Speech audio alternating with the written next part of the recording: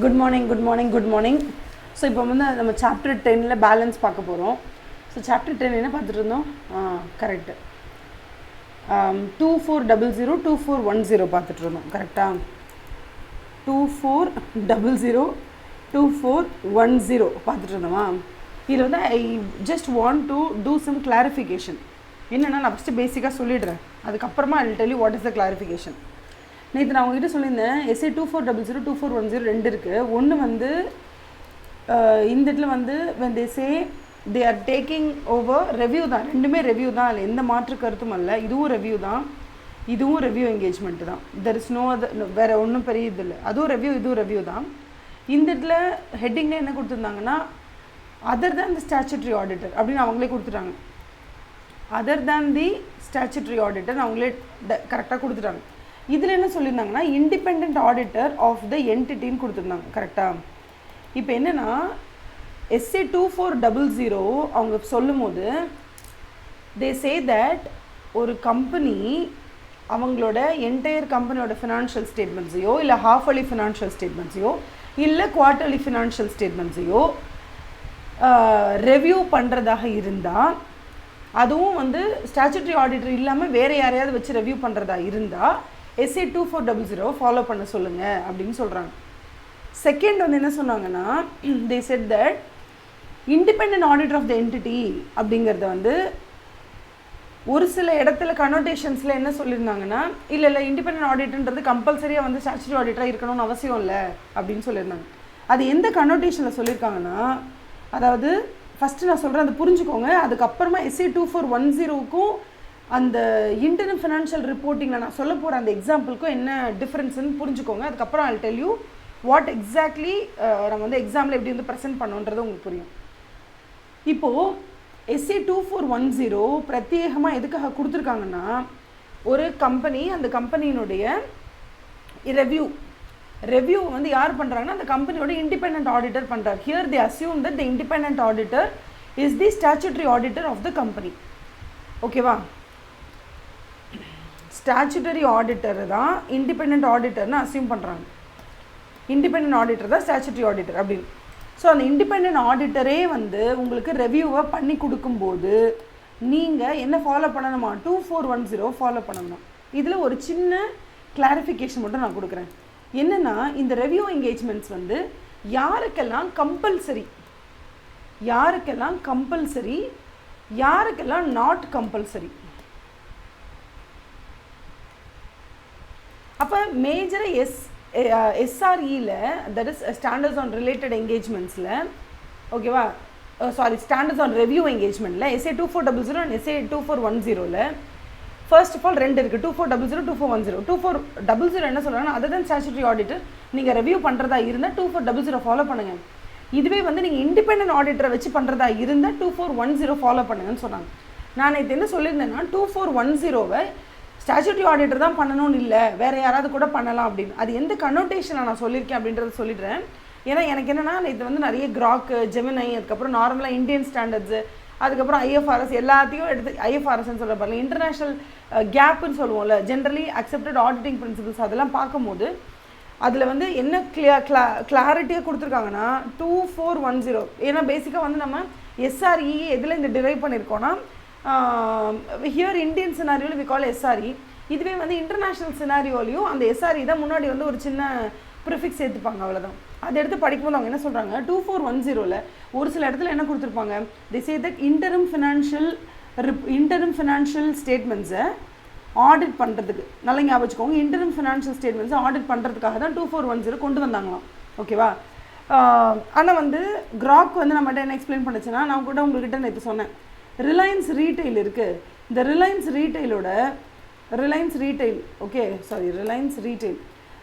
ரீட்டைலுடைய internal financial ஸ்டேட்மெண்ட்ஸை audit பண்ணது வந்து அவங்களோட ஸ்டாச்சுட்டரி ஆடிட்டர்ஸ் கிடையாது. அது வந்து யார் அப்படின்னா, அது ஒரு மிட்டயர் ஃபார்ம் தான். ஏன்னா அவங்க ஒரு மிட்டயர் ஃபார்ம் தான் அவங்களோட ஸ்டாச்சுட்டரி ஆடிட்டர்.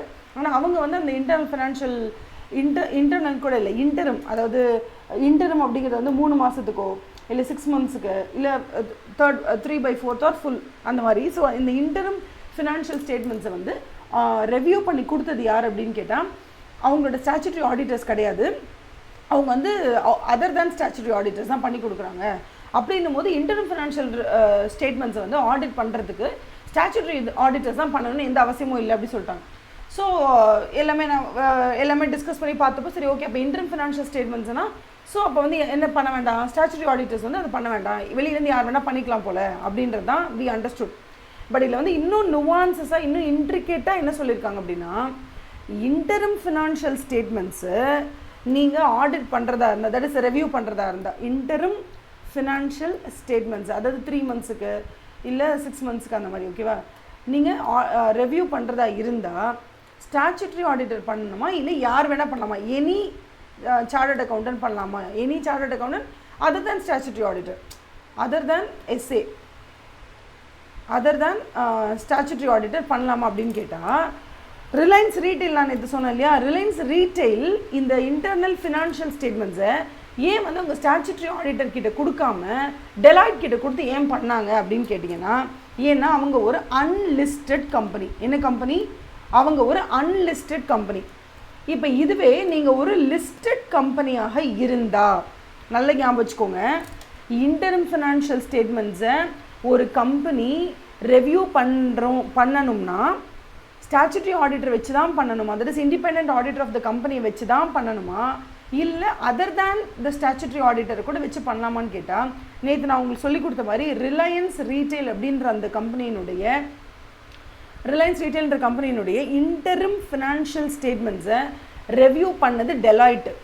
ஆனால் அவங்களுடைய ஸ்டாச்சுட்டரி ஆடிட்டர்ஸ் வந்து இது ஒரு பேர் போட்டிருந்தாங்க, எஸ்பிஆர்எங்கோ ஏதோ போட்டிருந்தாங்க, ஒரு மிட் டயர் ஃபார்ம் தான் அவங்க. ஸோ அப்போ ஸ்டாச்சுட்டரி ஆடிட்டர் பண்ணலை, ஆனால் வெளியே ஆள் பண்ணியிருக்காங்க. அப்போ இன்டர்ம் ஃபினான்ஷியல் ரிப்போர்ட்டிங் யார் வேணால் பண்ணலாம் தானே அப்படிங்கிறதுனால நம்மளோட புரிதல் என்னவாக இருக்குது, பேசிக்காக ஸ்ட்ரக்சர்டாக டேட்டா வைஸ் ரியலிஸ்டிக்காக பார்த்தீங்கன்னா இன்டர்ம் ஃபினான்ஷியல் ஸ்டேட்மெண்ட்ஸை ஸ்டாச்சுட்டரி ஆடிட்டர் தான் ரெவ்யூ பண்ணி கொடுக்கணுமா, அவசியம் இல்லை, அவசியமே கிடையாது ஓகேவா. It is not necessary that interim financial statements are reviewed by statutory auditors, anybody else can two.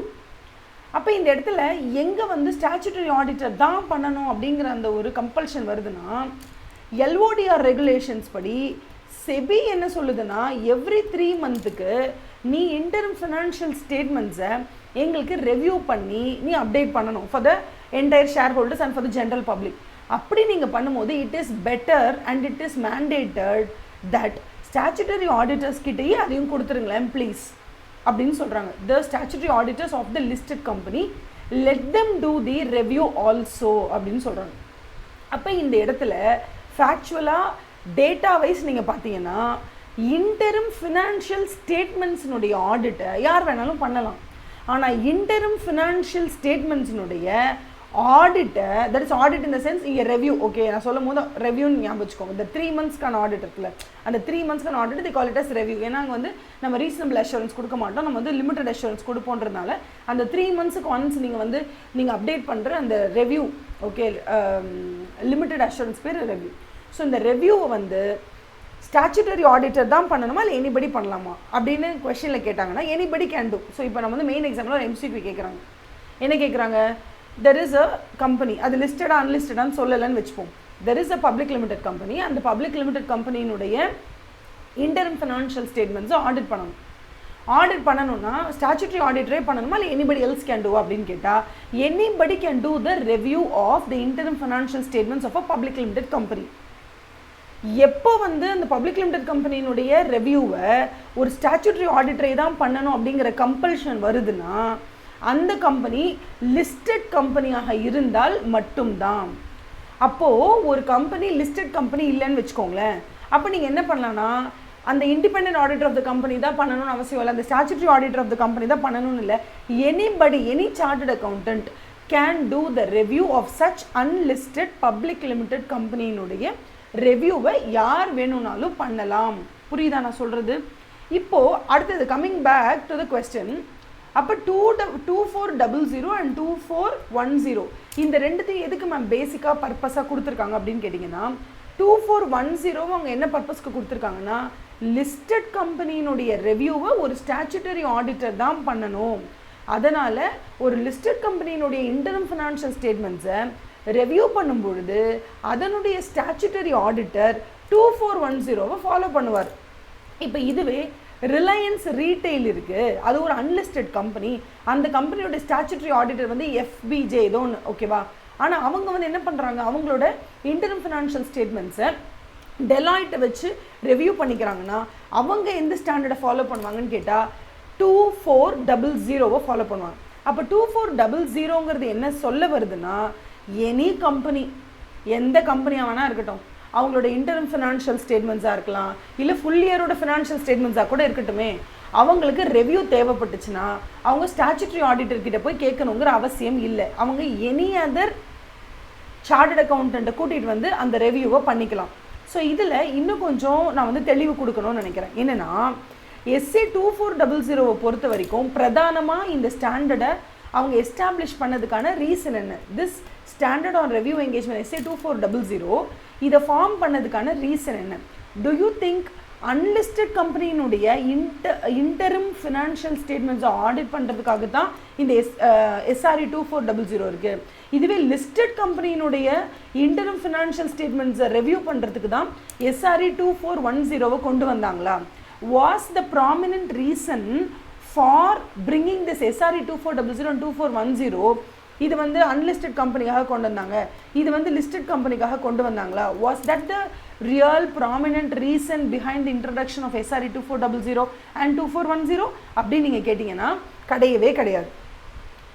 Interim financial statements of listed கம்பெனிக்காகத்தான் 2410 கொண்டு வந்தாங்க. This is right. லிஸ்டட் கம்பெனியினுடைய இன்டரிம் ஃபினான்ஷியல் ஸ்டேட்மெண்ட்ஸை ரிவ்யூ பண்ணுறதுக்காக தான் 2410 கொண்டு வந்தாங்க. அதில் எந்த மாற்று கருத்தும் கிடையாது. ஆனால் interim financial statements of unlisted கம்பெனியை நீங்கள் அதை வந்து நீங்கள் ரெவ்யூ பண்ணுறதுக்கு ஸ்டாச்சுட்டரி ஆடிட்டர் வேணும்னு அவசியம் இல்லை. நீங்கள் ஸ்டாச்சுட்டரி ஆடிட்டரை வச்சு பண்ணால் அன்லிஸ்டட் கம்பெனியாக இருக்கும்போது அந்த அன்லிஸ்டட் கம்பெனியோடைய இன்டரிம் ஃபினான்ஷியல் ஸ்டேட்மெண்ட்ஸை நீங்கள் ஸ்டாச்சுட்டரி ஆடிட்டரை வச்சே நீங்கள் ரெவ்யூ பண்ணிங்கன்னா you can follow 2410 irrespective of whether it is a listed company or unlisted company. நல்லா புரிஞ்சுக்கோங்க. whether it is a listed company or unlisted company, நீங்கள் இன்டர்னல் ஃபினான்ஷியல் ஸ்டேட்மெண்ட்ஸ்னுடைய ரெவ்யூவை ஸ்டாச்சுட்டரி ஆடிட்டரை வச்சே பண்ணுறீங்க, that is independent ஆடிட்டரை வச்சே பண்ணுறீங்க அப்படின்னா யூ கேன் ஃபாலோ SRE 2410. ஆனால் unlisted company, Reliance retail மாதிரி அன்லிஸ்டட், ரிலையன்ஸுன்றது குரூப்புன்றது பெருசு லிஸ்டட் கம்பெனி, ஆனால் ரிலையன்ஸோட ரீட்டைல் அந்த செக்ஷன் மட்டும் அன்லிஸ்டட். ஸோ ரிலையன்ஸ் ரீட்டைலினுடைய இன்டரிம் ஃபினான்ஷியல் ஸ்டேட்மெண்ட்ஸை அவங்களோட ஸ்டாச்சுட்டரி ஆடிட்டர் வந்து என்ன பண்ணலை, ரெவ்யூ பண்ணலை, ராதர் டெலாய்ட் பண்ணியிருக்காங்க. So Deloitte is somebody who is other than the statutory auditor. அவங்க பண்ணியிருக்காங்கன்னு சொல்லும் போது அவங்களால 2410 ஃபாலோ பண்ண முடியாது.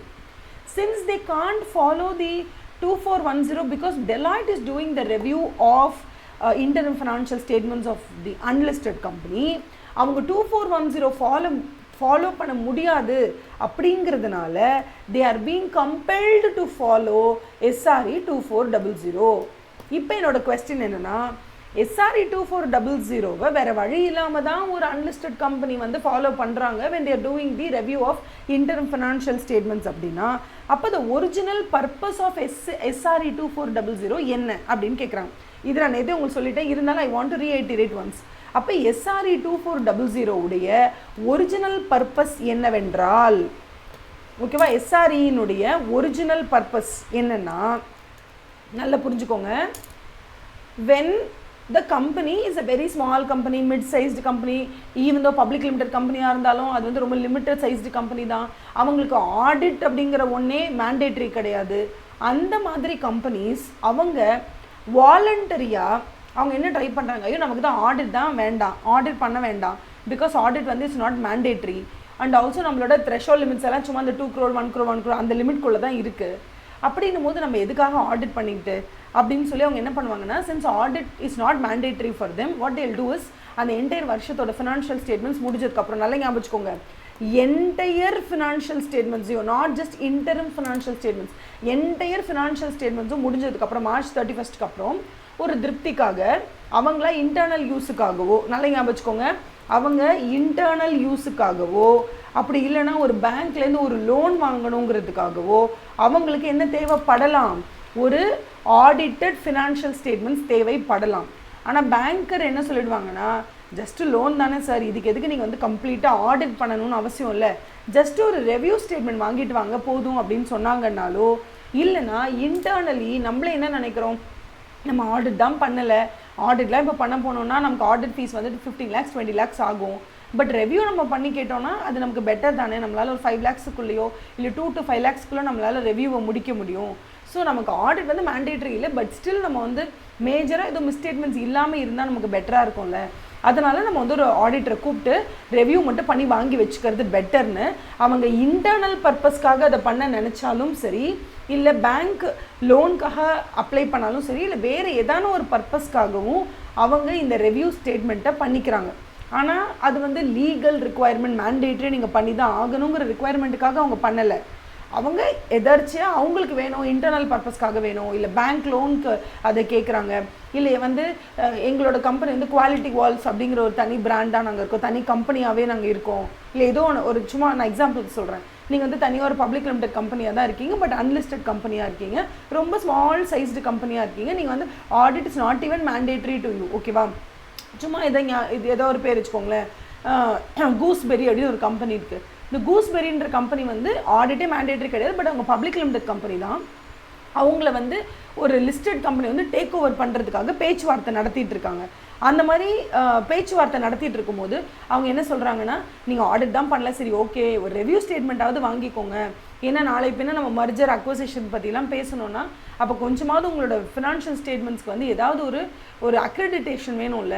ஸோ ஒரு ஆடிட்டர் வந்து ஆடிட் பண்ணலன்னா கூட பரவாயில்ல, why don't you just take up the review அப்படின்னு சொல்லி ஒரு மர்ஜர் அண்ட் அக்வசிஷன் பண்ண போகிறோன்னா அந்த அதர் பார்ட்டி சொல்லுவாங்க, why don't we do review, நீங்கள் ரெவ்யூ பண்ணி வாங்கி வச்சுக்கிறது பெட்டர் தானே அப்படின்னு சொல்லி நம்மக்கிட்ட சொல்லுவாங்க. அந்த மாதிரி அவங்களோட ரிக்வெஸ்ட்டில் கூட நம்ம என்ன பண்ணலாம்னா ஒரு ரெவ்யூ ஸ்டேட்மெண்ட்டை வாங்கி வச்சுக்கலாம். ஸோ நம்ம எஸ்ஆர்எஸ் நம்ம படித்தோம், எஸ்ஆர்எஸ் 4410 கூட நான் உங்களுக்கு சொல்லியிருந்தேன், 4400 சொல்லியிருந்தேன். என்னென்னா 4400 வந்து அக்ரீட் அப்பான் ப்ரொசீஜர்ஸ்னு இருக்கும். அந்த அக்ரீட் அப்பான் ப்ரொசீஜர்ஸ் எப்போ செய்வோம் அப்படின்னா அது ஆடிட் கிடையாது, ஆனால் கிட்டத்தட்ட ஆடிட் ப்ரொசீஜர்ஸ் எல்லாம் நம்ம அப்ளை பண்ணுற மாதிரி தான் இருக்கும். அப்ளை பண்ணிட்டு ஃபேக்சுவல் ஃபைண்டிங்ஸை நம்ம சொல்லிடுவோம். ஓகேவா? ஃபேக்சுவல் ஃபைண்டிங்ஸை சொல்லிடுவோம். அவங்களே கன்க்ளூஷன் ஃபார்ம் பண்ணிப்பாங்க, அவங்களே ஒப்பீனியன் பண்ணிப்பாங்க, எல்லாம் பண்ணிப்பாங்க. நம்ம கன்க்ளூஷன் கூட சொல்ல மாட்டோம். ஏன்னா அவங்க எல்லாருக்குமே தெரியும், நீங்களா சிஏ ஃபைனல் லெவல் ஸ்டூடெண்ட்ஸ், உங்கள் எல்லாருக்குமே தெரியும் there are 3 levels ஆஃப் ஒரு சார்ட்டர்ட் அக்கௌண்டன்ட் வந்து ஒரு ஃபினான்ஷியல் ஸ்டேட்மெண்ட்ஸை எடுத்து கோத்ரூ பண்ணுறாரு, ஆடிட் ப்ரொசீஜர்ஸ் அப்ளை பண்ணுறாருன்னா 3 படிநிலைகளில் அவரால் பதில் சொல்ல முடியும். நம்பர் 1 அக்ரீட் அப்பான் ப்ரொசீஜர்ஸ்ன்னு சொல்லக்கூடிய, சாதாரணமாக அவங்க வந்து கிட்டத்தட்ட ஆடிட் ப்ரொசீஜர்ஸ் தான், அதை நீங்கள் அப்ளை பண்ணுங்கள், அது அக்ரீட் அப்பான் ப்ரொசீஜர்ஸ். ஆடிட் ப்ரொசீஜர்ஸ்னும் போது எக்ஸ்டென்சிவாக நீங்கள் எல்லா ப்ரொசீஜர் உங்களுக்கு தெரிஞ்ச எல்லா வித்தையும் இறக்குவீங்க. பட் அக்ரீட் அப்பான் ப்ரொசீஜர்ஸ்னு சொல்லும்போது இந்த ப்ரொசீஜர் அப்ளை பண்ணி இதை நீங்கள் யூஸ் பண்ணி எங்களுக்கு ஆடிட் பண்ணி கொடுங்கன்னு சொல்லுவாங்க. ஸோ கிட்டத்தட்ட ஆடிட் மாதிரியே இது நடக்கும். ஆனால் அவங்க என்னென்ன ப்ரொசீஜர் சொன்னாங்களோ அதை மட்டும் நம்ம அப்ளை பண்ணி அவங்க எதெல்லாம் வந்து ஆடிட் பண்ண சொல்கிறாங்களோ அந்த ஏரியாவெல்லாம் ஆடிட் பண்ணி கொடுப்போம். அவங்களுக்கு கொடுக்கும்போது அவங்க வந்து நம்ம வந்து எந்த ஒரு ஒப்பீனியனும் ஃபார்ம் பண்ண மாட்டோம். நம்ம என்ன பண்ணுவோம்னா ஃபேக்சுவலாக அவங்க என்ன நம்ம கண்டுபிடிச்சிருக்கோமோ அந்த ஃபேக்சுவல் ஃபைண்டிங்ஸை மட்டும் நம்ம என்ன பண்ணிவிடுவோம்னா அவங்கக்கிட்ட சொல்லிவிடுவோம். இது படிநிலை நம்பர் 1. படிநிலை நம்பர் 2 என்னன்னு பார்த்தீங்கன்னா, இது வந்து ரெவ்யூ என்கேஜ்மெண்ட்ஸில் வரக்கூடிய படிநிலை தான். இது வந்து எஸ்ஆர்எஸோட படிநிலை. வேறு என்ன ஃபேக்சுவலாக கண்டுபிடிச்சிங்களோ அதை சொல்கிறது படிநிலை நம்பர் 1.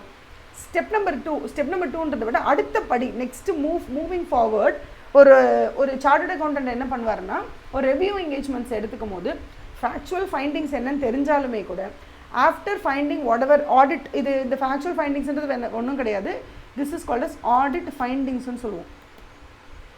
இந்த ஆடிட் ஃபைண்டிங்ஸ் தான் ஃபேக்சுவல் ஃபைண்டிங்ஸ்னு சொல்லி அந்த ஃபைண்டிங்ஸை மட்டும் சொல்லிட்டு வெளில வந்துடும். நம்ம ஒப்பீனியனோ கன்க்ளூஷனோ எதுவுமே கொடுக்க மாட்டோம்.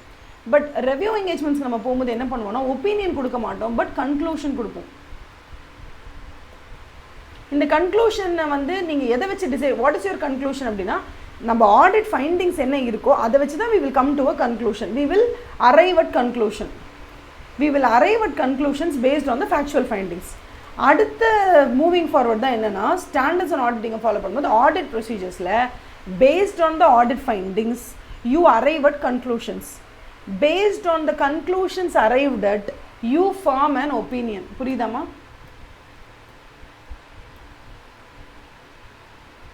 அப்போ ஒப்பீனியன் கொடுக்கறது அப்படிங்கிறது வந்து உங்களோட ஃபைனலாக நீங்கள் வாய் விட்டு சொல்கிறது okay to obtain reasonable assurance that the financial statements taken as a whole are free from material misstatements whether due to fraud or error, thereby enabling the auditor to express an audit opinion whether the financial statements are prepared in all material respects in accordance with applicable FRF இப்படின்னு to obtain reasonable assurance. இது வந்து reasonable assurance வரும்போது, இது வந்து limited assurance வரும்போது, இது வந்து no assurance ன்னு சொல்லுவோம். There is no assurance. இது limited assurance engagement, இது reasonable assurance engagement, இது no assurance engagement. assurance கிடையாது அப்படின்னு சொல்கிறது தான் இது. இது SRS 4400 வரும். இது SRE 2400 and SRE 2410 ரெண்டுத்துலேயும் வரும். கன்க்ளூஷன் மட்டும் கொடுக்கறது. இது வந்து SAல வரும், ஸ்டாண்டர்ட்ஸ் அண்ட் ஆடிட்டிங். எல்லாமே எல்லாத்துலேயுமே வந்து ஒப்பீனியன் கொடுக்கறது தான். To form an opinion and to report and to communicate it as per the standards and auditing. ஓகேவா, in accordance with auditors findings. இதுதான் வந்து உங்களுக்கு இந்த இடத்துல அப்ஜெக்டிவ் ஆஃப் ஆடிட்டே அதுதான். ஓகேவா, அப்ஜெக்டிவ் ஆஃப் ஆடிட் என்ன அப்படின்னா to form an opinion and to report and communicate as per standards and auditing.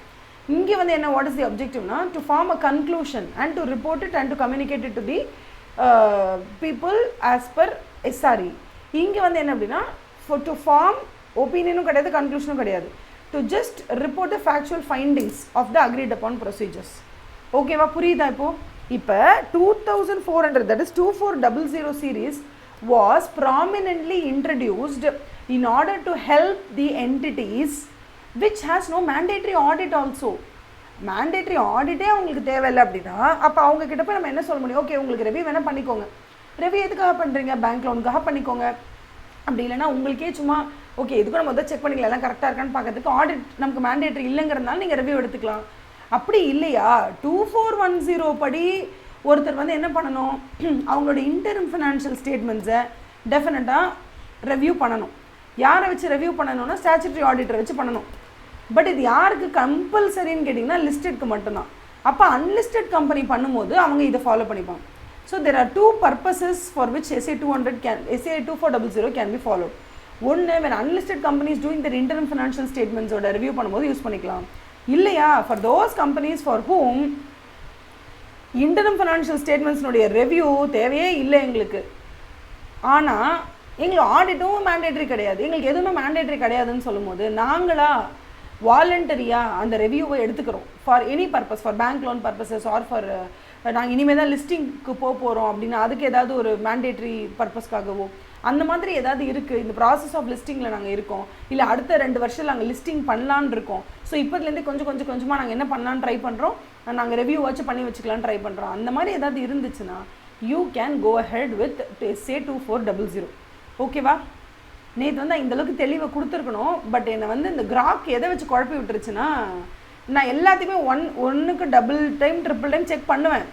But நான் இண்டிபெண்ட் ஆடிட்னு புக்கில் கொடுத்துருக்கதை தாண்டியும் நான் ரிலையன்ஸ் ரீட்டைலில் ரொம்ப டிபெண்ட் பண்ணதுக்கு ரீசன் என்னென்னா, இந்த லிஸ்டட் அன்லிஸ்டட் அப்படிங்கிறத தாண்டி ஓகே அப்போ interim financial statements of Reliance ஒரு பெரிய public limited company has been done by other than chartered accountants, mean like other than statutory auditors அப்படின்னு சொல்லும் போது ஓகே அப்போ SA 2410 அப்படிங்கிறது வந்து இண்டிபெண்ட் ஆடிட்டர் தானே கொடுத்துருக்காங்க.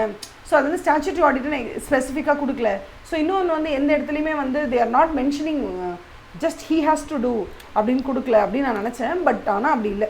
என்னென்னா SA 2410 சேஸ் தட் நீங்கள் உங்களுடைய, அதாவது அவங்க எந்த இடத்துலையுமே வந்து ஒரு கம்பெனியினுடைய இன்டரிம் ஃபினான்ஷியல் ஸ்டேட்மெண்ட்ஸை ஸ்டாச்சுட்டரி ஆடிட்டர் தான் ஆடிட் பண்ணணும், ஸ்டாச்சுட்டரி ஆடிட் தான் அந்த ரிவ்யூவை பண்ணணும்னு அவங்க சொல்லலை.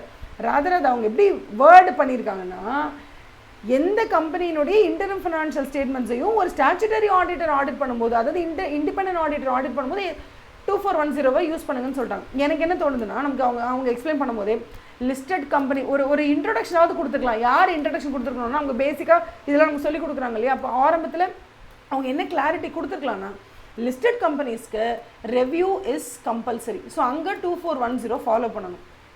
அன்லிஸ்டட் கம்பெனிக்கும் அதுக்கப்புறம் ஜஸ்ட் பப்ளிக் லிமிடெட் கம்பெனி இல்லை ப்ரைவேட் லிமிடெட் கம்பெனி அவங்களுக்கு ஆடிட் கூட மேண்டேட்ரி கிடையாதுப்பா. ஆனால் அவங்க செல்ஃபாக ரெவ்யூ பண்ணிக்கணும்னு நினைக்கிறாங்க. Or for any other purposes ஏதோ வந்து நீங்கள் ரெவ்யூ எங்கேஜ்மெண்ட்டில் ஈடுபடுறீங்கன்னா அப்போ 2400 ஃபாலோ பண்ணுங்கள். அப்போ என்ன அர்த்தம்னா, இன்டரிம் ஃபினான்ஷியல் ஸ்டேட்மெண்ட்ஸை ரெவ்யூ பண்ணுறது chartered account, that is statutory ஆடிட்டரும் பண்ணலாம், அதர்ஸும் பண்ணலாம். ஆனால் அந்த இன்டரிம் ஃபினான்ஷியல் ஸ்டேட்மெண்ட்ஸ் ஒரு லிஸ்டட் கம்பெனியோட தான் இருக்கும்போது அது கண்டிப்பாக ஸ்டாச்சுட்டரி ஆடிட் தான் பண்ணணும். அந்த மாதிரி நீங்கள் பண்ணும்போது 2410 ஃபாலோ பண்ணுங்கள், இதில் 2400 ஃபாலோ பண்ணுங்கள். ஸோ ஃபேக்சுவலி நீங்கள் பார்த்தீங்கன்னா மெயின் எக்ஸாமில் MCQவில் கேட்டாங்கன்னா ஒரு பப்ளிக் லிமிடெட் கம்பெனி இருக்குது, லிஸ்டடா அன்லிஸ்டடான்னு கொடுக்கலான்னு வச்சுக்கோங்களேன். ஒரு பப்ளிக் லிமிடெட் கம்பெனி இருக்குது. இந்த பப்ளிக் லிமிடெட் கம்பெனியோடைய internal financial statement, interim financial statements இருக்குது. இதை வந்து ரெவியூ பண்ணணும். இதை ரெவியூ பண்ணணும்னா 2400 ஃபாலோ பண்ணுவீங்களா, 2410 ஃபாலோ பண்ணுவீங்களா? போத், எதை வேணால் ஃபாலோ பண்ணலாம். ஏன்னா நீங்கள் பப்ளிக் லிமிடெட் கம்பெனி தான் கொடுத்துருக்கே தவிர லிஸ்டடா அன்லிஸ்டடான்னு கொடுக்கல. அப்போ டேட்டா என்ன அப்படின்னா, interim financial statements can be reviewed either by statutory auditor or by any other chartered account. இதுதான் உண்மை.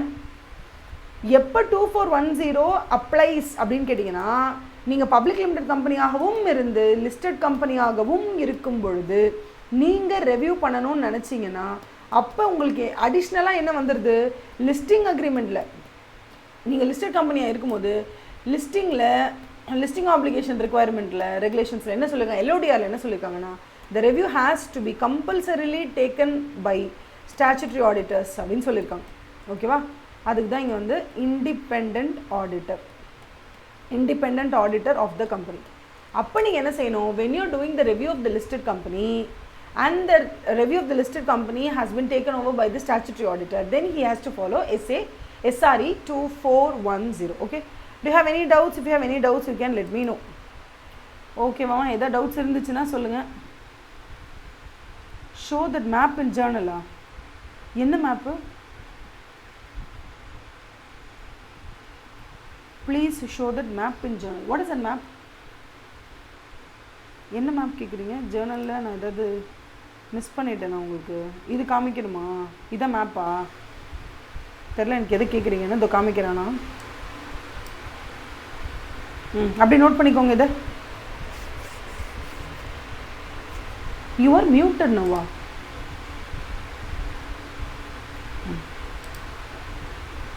ஓகே காப்பி பண்ணிக்கோங்க.